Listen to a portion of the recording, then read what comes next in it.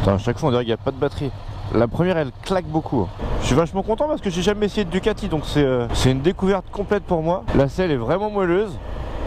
On est vraiment bien dessus. Et je trouve les guidons bracelets plutôt bien positionnés. J'ai vraiment pas l'impression de forcer quoi. On est sur l'échappement d'origine mais ça chante bien, hein. Tu fais pas chier les gens et en même temps le plaisir est là. Un autre truc qui me paraît agréable aussi, c'est la boîte de vitesse. La première claque fort, mais une fois que t'es lancé, putain c'est doux hein. Je m'attendais pas du tout à ça. Quand on essaye une nouvelle moto, on part avec 2-3 a priori.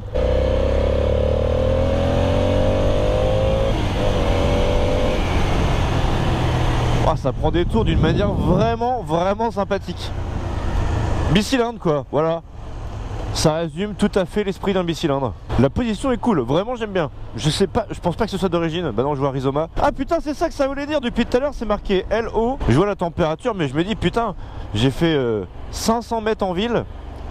Et voilà comment ça me chauffe déjà les tibias et les mollets.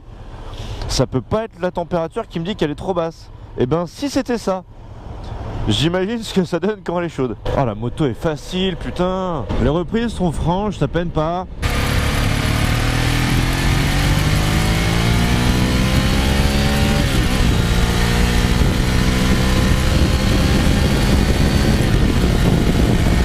Y a pas de coup de pied au cul là, hein. On est bien d'accord. Mais c'est hyper agréable. Je viens juste de partir, vraiment la bécane m'enchante.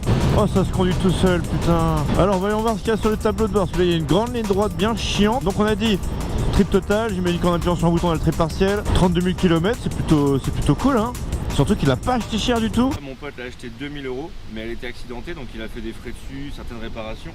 Mais ça se trouve plutôt sur le marché entre 3500 et 6000 € pour les plus propres. On a le témoin de plein phare clignotant, un témoin de réserve, donc il n'y a pas de jauge d'essence, le neutre, huile et aucun commentaire là-dessus, le voyant moteur. On a quand même un compteur qui gradue jusqu'à 260, je doute fort que ça les prenne. Je pense que ça prend dans les...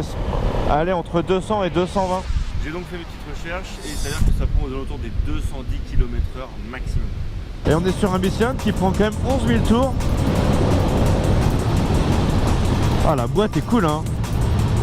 Vraiment une fois que tu es au-dessus de 4000, le sélecteur il passe comme dans du beurre quoi, c'est incroyable. Et puis on a aussi évidemment la température moteur. Donc la moto te brûle les jambes avant qu'elle soit chaude. Voilà, faut le savoir. Ah, ce serait bien un starter qui a là. T'as vraiment deux poumons qui demandent qu'à respirer quoi. Je suis vraiment bien installé quoi, c'est ouf. Alors effectivement les guidons bracelets sont au-dessus du tête de fourche, mais quand même, je m'attendais à une position plus ratatinée. Oui, on a les jambes pliées, mais c'est tout à fait raisonnable. On est penché vers l'avant, enfin le dos est droit quoi, tu vois, il n'y a pas de... C'est pas genre ultra cambré. Pour l'instant le feeling que j'ai eu sur les freins il est vraiment cool. Pas spongieux, c'est un freinage franc. Et l'embrayage est une douceur. Je m'attendais vraiment pas à ça en essayant une Ducati. On cherche pas la puissance, on cherche pas la performance, on cherche juste le plaisir. En cas de besoin, on a quand même assez de ressources pour déboîter et partir comme il faut.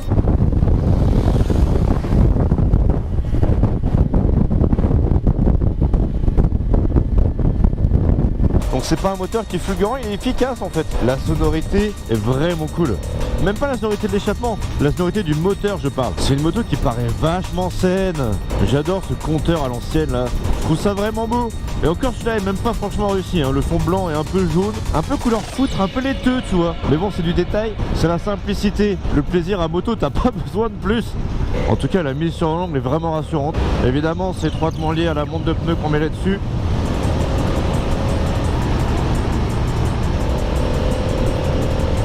Au niveau des suspensions, c'est pas tape-cul hein. C'est souple juste ce qu'il faut pour pouvoir cruiser. Et en même temps, c'est assez ferme pour que ça paraisse sain. On n'a pas de faux rebond. Par contre, il y a une chose qui est sûre, c'est qu'on n'a pas quand même du tout envie de rouler aux vitesses légales. Ouais, c'est marrant, la sensation de vitesse, elle est pas là. C'est le rythme naturel qu'elle impose en fait. Et c'est vrai que pour le coup, elle aime bien être aux alentours de 110-120. En fait, ce rythme il est logiquement situé entre la plage de coupe maxi à 6500 tours minute et la puissance maxi qui est aux alentours de 8200-8300 tours minute. C'est vraiment cool. Hop là, petit saut, ouais, c'est vraiment sain en suspension. Ça s'écrase pas, ça t'éjecte pas. À l'avant, on a une fourche qui est vraiment très agréable, plutôt précise, un peu ferme, avec un bon retour d'information. Et cette fourche elle a été conçue par Marzocchi, Marzocchi. Bref, une marque italienne. C'est un chanteur aussi. Marzocchi.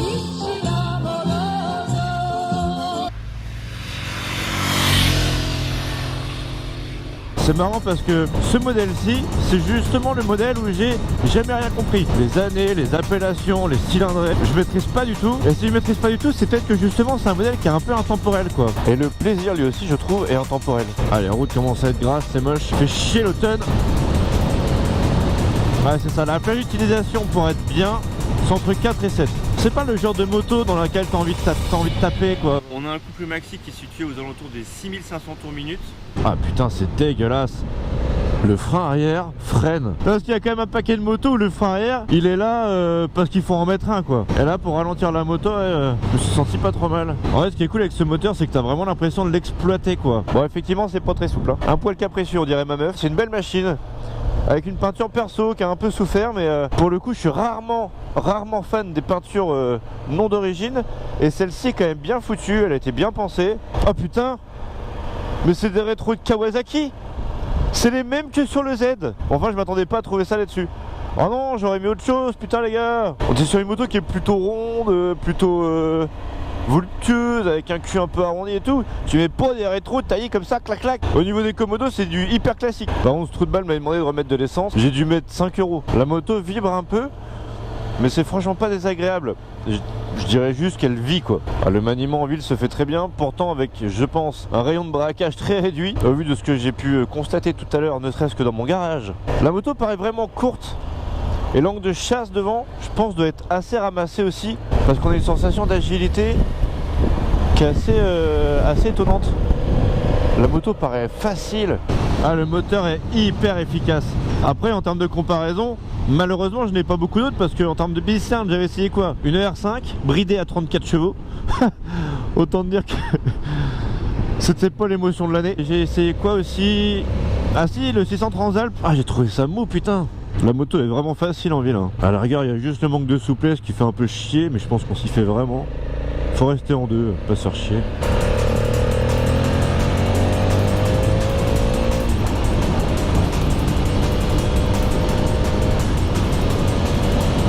C'est marrant parce que sur un modèle comme ça je me serais attendu à une boîte plus courte. Et finalement pas tant que ça hein. Ça va chercher loin quand même hein. Là la route est défoncée, ça se comporte tellement bien putain. Première sortie que je fais avec la moto hein. Et vraiment on se sent en pleine confiance. Alors c'est pas les rétros d'origine mais pour le coup on voit dedans. Ça c'est quand même plutôt cool.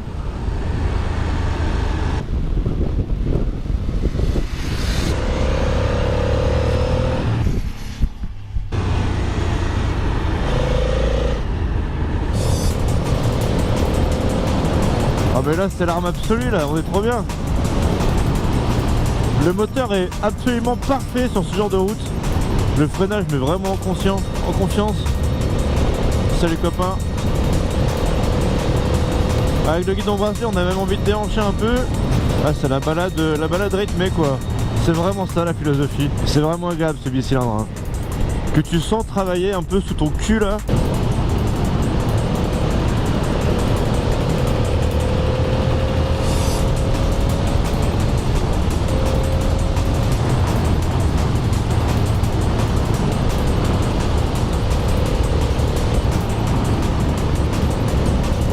Quel plaisir à son guidon, c'est bien hein, c'est vraiment bien. En fait c'est ni trop ni trop peu, on est vraiment sur une moto qui est parfaitement équilibrée quoi. Il y a tout qui va bien. Et on a envie de rentrer le coude rapidement.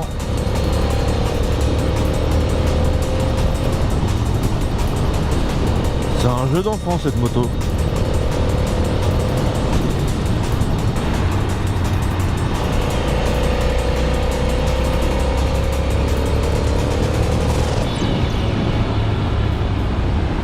Ça fait une semaine que je l'ai dans mon garage, ça fait une semaine que je la regarde. Il verse tous les jours. Les commandes sont super douces. Tout tombe sous les mains, hein. Ça c'est vraiment parfait. C'est magnifique. Bon, qu'est-ce qu'on va pouvoir dire pour clôturer cet essai? Eh ben que déjà c'était un vrai plaisir de découvrir pour la première fois une Ducati et que cette bécane est vraiment parfaitement équilibrée. On a un moteur qui est efficace, qui donne beaucoup de plaisir, mais qui est pas là pour aller chercher de la performance pure. On s'en bat les couilles mais complet, c'est pas la philosophie de la machine. La position de conduite, contrairement à ce que je m'attendais, elle est pas du tout radicale. On est même plutôt bien installé hein, sur cette moto, qui paraît hyper agile quand on roule. Par contre, l'angle de braquage à basse vitesse, il est 0. Le freinage, hyper agréable, hyper précis. Les suspensions, elles sont à la fois confortables et assez rigides pour tenir le cap comme il faut. Non, franchement, c'est un super compromis. Tu vois, c'est le genre de bécane, si tu dois en choisir qu'une pour mettre dans ton garage, ça peut faire partie de la liste des possibilités quoi. Ça roule très bien, c'est un moteur qui est fiable. Pour les balades du dimanche, c'est juste parfait. Évidemment, autoroute, on n'en parle pas, si t'as pas de protection, et puis franchement, qui prend l'autoroute? Non, là, le seul endroit où c'est vraiment pas adapté, c'est dans les chemins. Hein. Pour tout le reste, ça paraît franchement pas mal.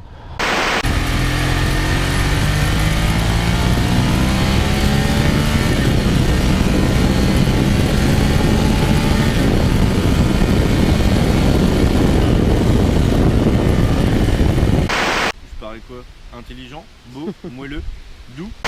Les mecs ils doivent kiffer de temps en temps quand même. Eh, t'es sur le bord de la route là.